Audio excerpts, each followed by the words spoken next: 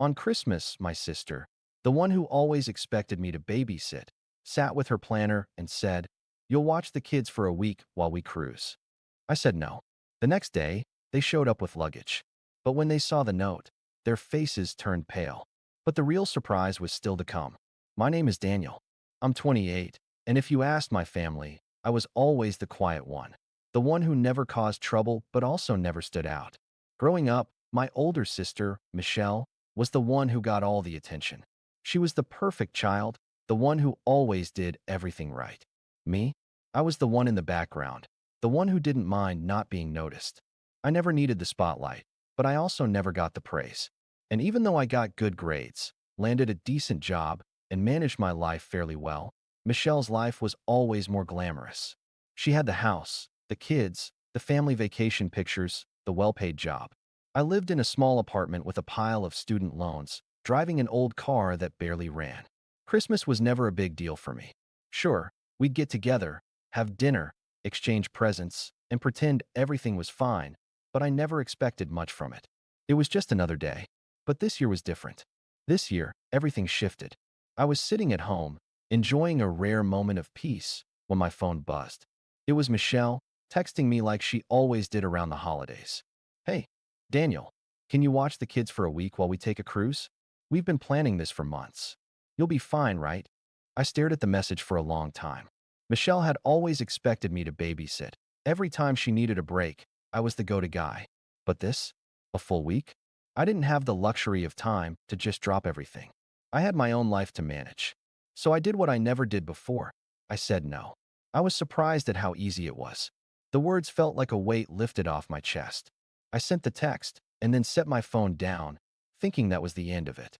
But the next day, my doorbell rang. There they were, Michelle and her husband, Mark, standing at my door with their luggage, looking like they'd just walked off a cruise ship. Michelle held up a suitcase and smiled brightly. "We didn't get your message. We're heading out today," she said cheerfully. I looked at them both. "I said no, Michelle," I replied, my voice steady but firm. "I'm not watching the kids this time." Her smile faltered for a second, but she quickly masked it with a look of disbelief. Mark stood silently behind her, as if he was already regretting this decision. I could tell he didn't want to be involved. Michelle glanced at me and then at the luggage, a flicker of panic crossing her face. "You're serious?" "Dead serious." She looked back at Mark, and the color drained from her face. The tension between us was thick, and I could see her trying to figure out how to respond. She clearly didn't expect this. But then she just nodded, almost as if she had accepted defeat. "Well, that's your choice," she said, voice a little too calm. "But we're still going. Have a good holiday, Daniel." I watched as they turned to leave, their luggage dragging behind them. I closed the door with a quiet sigh, feeling a mix of relief and anxiety. I wasn't sure why I felt so tense. Maybe it was because I'd finally set a boundary. Maybe it was because I knew they wouldn't take this well. And then it happened. The next morning, I woke up to a note taped to my door. A simple message from Michelle. "You'll regret this. We'll see how you handle things when you don't have the family to fall back on." I didn't know what to make of it, but I knew one thing for sure. This was just the beginning. Growing up, I never really understood what it meant to be family. The way Michelle and I were treated was always worlds apart. Our parents, especially Mom, always made it clear who was the favorite. Michelle was the shining star, the one who always got the attention. I was the sidekick, the background character in my own life. It wasn't just about the achievements. It was about the way things were noticed or ignored.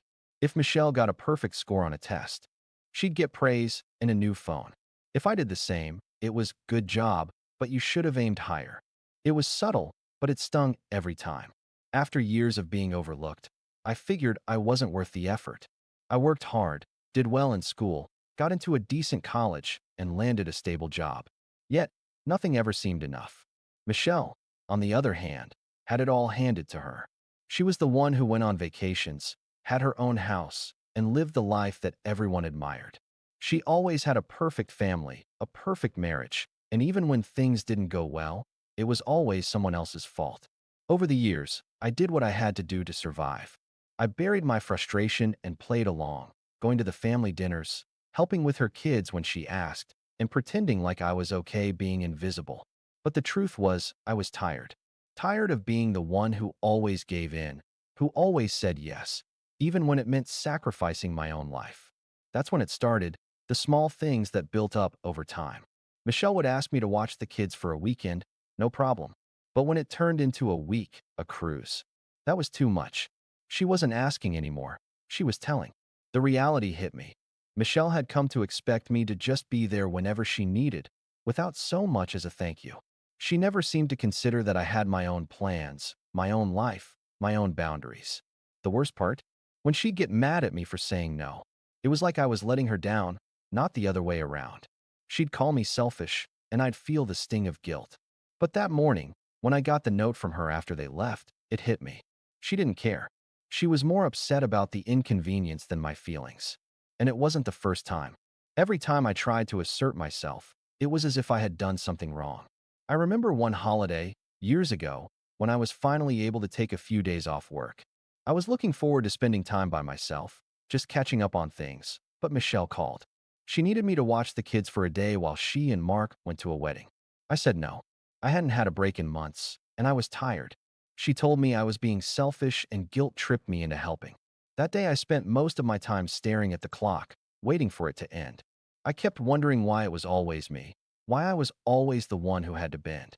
And now, after all these years of giving in, after all the times I said yes, Michelle's response to my simple no was a note with words that cut deeper than anything she'd ever said.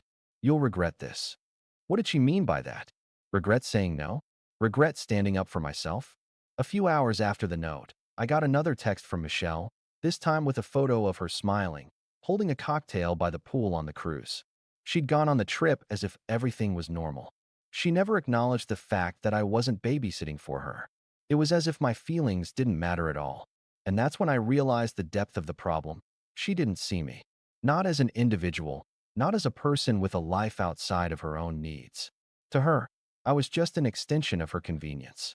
The anger inside me bubbled up, but I kept it in. I didn't respond to her texts or calls. I didn't want to be part of the drama, didn't want to fall into the old pattern of guilt tripping and manipulation. But the more I thought about it, the more I realized how much I'd been compromising for her. How much I'd been letting my family take advantage of me without ever asking for anything in return. But as the days went on, the weight of the note still lingered in my mind. Regret. It was a word that echoed in my thoughts. I was tired of regretting everything. I regretted not speaking up sooner, not setting boundaries earlier. But this time I was done. And then, just as I thought it couldn't get worse, I found out something that took the entire situation to a whole new level. It was 3 days after Michelle and Mark left for their cruise that things took a drastic turn. I hadn't heard much from them except the occasional message from Michelle, still asking me to check on the kids or make sure they're doing okay. It was as if I were supposed to be their personal assistant while they enjoyed a tropical vacation. At first, I ignored the texts. But then came the phone call that changed everything. I was at work, scrolling through emails when my phone buzzed. It was Michelle. I let it ring a couple of times, figuring it was just another one of her routine check-ins. But when the phone buzzed again, something inside me told me to answer. Daniel, why aren't you helping out more? Michelle's voice was sharp, annoyed, and somehow casual at the same time. What do you mean? I asked, trying to keep my voice steady. I had no idea where this was headed. The kids are a mess, Daniel. I know I asked you to just keep an eye on them, but you're not even responding to me. They're going crazy over here, she snapped. I could hear the sound of the cruise ship in the background, the music, the chatter of other vacationers. There was a faint clinking of glass, and she sounded more concerned about her vacation than the kids' behavior. Michelle, I'm not there to babysit. I told you I wasn't going to do this. You've got to figure this out yourself, I said, feeling frustration rise in me. It felt like every word I said was like a slap in the face to her, but I wasn't backing down. God, you're being difficult, she muttered, the words heavy with a tone I knew too well.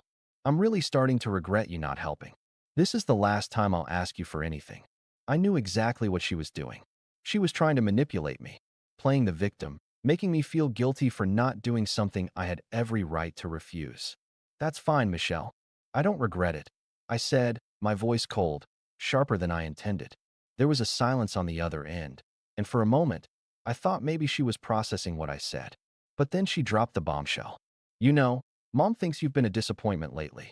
I told her you were acting weird and distant, and she said, "Well, Daniel's always been like that." The words hit me like a punch to the gut. The one person who had always been on Michelle's side, who always saw me as the problem child, was now apparently echoing her words. I hadn't spoken to Mom in weeks. I'd cut off contact with her because I couldn't deal with the constant judgment, the expectation that I would just fit into whatever mold she'd made for me. But hearing this, hearing that Michelle was using Mom's voice to guilt-trip me, that was the final straw. "You've been telling Mom everything, haven't you?" I spat, my voice trembling with anger. "You've been twisting everything around, making me the bad guy. You've been telling her I'm the problem, haven't you?" "I haven't been telling her anything, Daniel. But you've been so distant lately. What do you want me to do?" "Everyone's worried about you," she shot back, her voice suddenly defensive. "You're ruining everything, making this all about you." My heart raced. The betrayal stung more than I could describe. It wasn't enough that she was manipulating me into helping, but now she was turning the family against me. I wanted to scream, but I kept my composure. "I'm done, Michelle. This is it. I'm not going to be your fallback anymore. And I'm not going to let you use Mom to make me feel guilty. You're on your own." The line went quiet. I waited, heart pounding, listening to the faint background noise of her vacation. I imagined her standing there, staring at the phone, processing what I had said. Finally, she spoke. "You're making a huge mistake, Daniel. You'll regret this. I'm telling you, this is the last time I'm ever asking for help." I didn't respond. I just hung up. And for the first time in my life, I felt free. I wasn't trapped in the web of guilt she'd been weaving around me for years. I didn't have to play the role of the dependable, invisible sibling anymore. But at the same time, I knew the consequences were going to come. Michelle wouldn't let this go. She never did. That evening, I sat on my couch, staring at the phone. It had been hours since our conversation, and part of me was still waiting for her to reach out again. But the phone stayed silent. I couldn't help but wonder if she had really been planning to go through with her threats. Would she turn the family against me? Would they side with her? The answer came the next day, but it wasn't the way I expected. I got an email from my mother. It was short, simple, and to the point. "You need to fix this, Daniel. Michelle is upset, and now the family's upset. You don't want to make this a bigger issue. Please, don't be difficult. This is what family is for." I stared at the screen. I knew what this meant. Michelle had gone straight to Mom, twisted the story, and now I was the one at fault. Again, that's when it hit me. I wasn't just fighting for my time, my space, my boundaries anymore. I was fighting to be seen as an equal, to not be the one who always got blamed. And as I sat there, reading my mother's email, I realized that the moment I stood up for myself, when I said no, I had crossed a line. I wasn't just challenging Michelle anymore. I was challenging the expectations of my entire family. But even though I knew this battle wasn't over, I felt a small sense of triumph. For once, I wasn't playing the role I had been assigned. I was doing what I needed for myself. The next few days passed in a blur. I couldn't escape the feeling that something was about to explode. I had made my stand. I had set my boundaries. But that didn't mean it was over. Michelle wasn't going to let this slide. She'd never been one to back down when she didn't get her way. I spent the next few days at work, trying to keep my mind occupied. I buried myself in projects, avoiding calls and texts from Michelle, my mother, and anyone else who might try to guilt-trip me into backing down. But then came the phone call that sealed it. It was late on a Friday evening, and I was just finishing up a report when my phone buzzed. I checked it, expecting it to be spam or maybe a random work-related message. Instead, it was a call from my dad. I hadn't spoken to him in a while. We'd never been close, but I knew this wasn't a casual check-in. The tension in my chest grew as I answered. "Daniel," my dad's voice was tight, almost uncomfortable. "We need to talk." I sighed, feeling the weight of the conversation before it had even begun. "What's going on, Dad?" "You know what's going on," he said, a hint of frustration creeping into his tone. "Your mom's upset. Michelle's upset. We're all upset. What the hell happened, Daniel?" I could hear the disappointment in his voice. It stung more than I cared to admit. I'd always been the one to avoid conflict, the one who went along with whatever the family expected. But now, I had drawn a line, and they were making it clear they didn't like it. I said, "No, Dad. That's what happened. I'm not dropping everything to take care of Michelle's kids while she's on vacation. I have my own life." "You don't understand," he snapped. "This isn't just about the kids. It's about family. You're being selfish." The word hit like a slap. Selfish? I echoed, my voice trembling with the anger that had been building for days. You know what's selfish? Expecting me to keep sacrificing my life for everyone else, never once considering what I need. You all made me feel like I don't matter. And now I'm the one who's selfish. There was a long pause on the other end. I could feel the weight of the silence. Finally, Dad spoke, but his words were heavy with resignation. You know, Michelle and your mom are right. You've always been difficult. Maybe that's why you're always so distant. You've got to learn how to be part of this family. You can't just keep walking away every time things don't go your way. The words stung, but they didn't hurt as much as I thought they would. In that moment, I realized something I had been avoiding for years. They weren't going to change. My family was never going to see me the way I wanted to be seen. I wasn't going to get the recognition I deserved. They would always see me as the outcast, the disappointment, the one who didn't play by their rules. I'm not walking away, I said quietly, feeling a strange sense of peace. I'm just not going to be used anymore. There was another pause, longer this time, and I could hear my dad exhale sharply. I don't know if you'll ever understand this, Daniel, but family helps family. You should know that. I know, Dad, but family doesn't just take. It gives too. And I've been giving for years, I said, my voice soft but firm. I guess we'll see if you can live with your decision. He replied, his tone cold, final. Good night. I hung up without responding. A knot had formed in my stomach, but it wasn't because of guilt. It was because I knew I had made the right choice. I had finally taken control of my life. I had finally stood up for myself, and I wasn't going back. The next morning, I woke up to an email from Michelle. It was short, sharp, and completely devoid of any attempt at reconciliation. Enjoy your holidays, Daniel.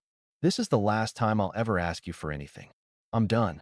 I stared at the screen for a moment, then closed the email without replying. I wasn't going to beg for her approval. I wasn't going to apologize for protecting my boundaries. It was clear she wasn't looking for an apology anyway. She was looking for someone to blame. That evening, my mom called. She didn't even bother with pleasantries. She went straight into it. I can't believe you've done this, Daniel. You've broken your sister's heart. And now you're breaking mine.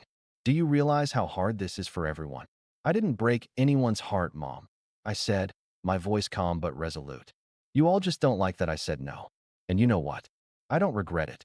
You'll regret this, she said, her voice shaking slightly. You'll regret pushing us away. You always do this.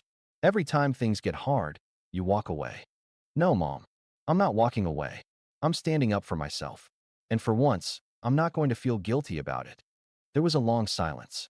I could hear her breathing on the other end, but she didn't speak. Finally, she sighed. Goodbye, Daniel, she said, and hung up. I stared at the phone for a few moments, processing the weight of it all. I was still shaking with adrenaline, but this time, it wasn't out of fear or anxiety. It was out of relief. I had said no. I had finally taken control of my life. And even though it felt like everything around me was crumbling, I knew deep down it was the right thing to do. I was done being the invisible one, done being the backup plan, done being the one who always had to clean up everyone else's mess. And maybe that was the hardest part, but it was also the most freeing. Weeks passed after that conversation, and life started to feel different. Not easy, not exactly peaceful, but real. For the first time in a long time, I didn't feel like I was living for someone else's expectations. Michelle didn't reach out, and neither did my parents. The silence was deafening at times, but I found a strange comfort in it.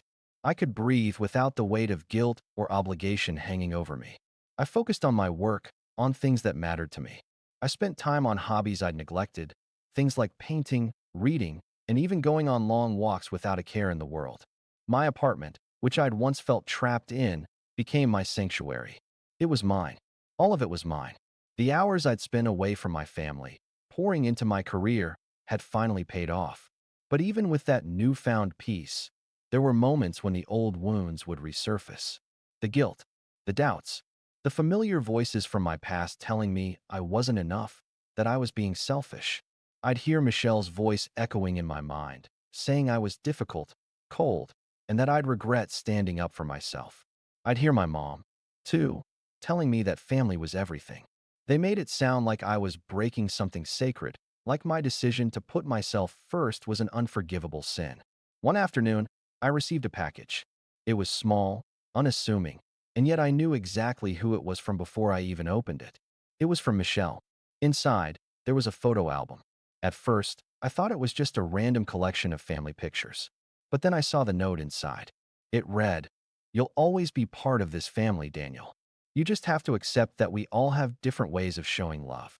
I sat there for a while, holding the album, the words hanging in the air. The photo album was filled with memories, some of me, most of Michelle's kids, pictures from family holidays and birthdays. It was a reminder of everything I had missed out on. It wasn't just about the kids, the vacations, or the big family moments. It was about how I had been erased from those memories, left behind because I didn't play the part they wanted me to. I could feel the old guilt creeping in. The weight of the past, the nagging voice that always told me to give in, to be the one who fixed everything. But as I looked at the pictures, something shifted inside me. It wasn't just about saying no anymore. It was about realizing that I wasn't wrong for standing up for myself.